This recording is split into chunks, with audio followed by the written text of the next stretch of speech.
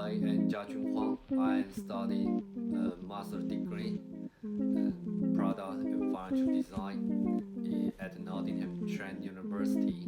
I am design a kind of furniture, and I mean that for the desk and the small table.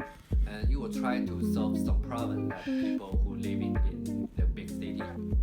And because we know this is a global issue, the people's average living area is smaller. So because of this issue, I try to make kind of furniture for them and solve all this problem. Actually, my tutor is Alan, and when I arrived here, and the first tutor was him, and he taught me how to make the prototype and the sketching, and he's really kind, and this process is really helpful for me.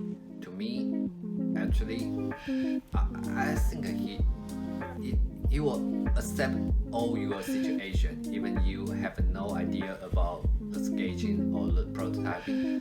He always help me and through all the process.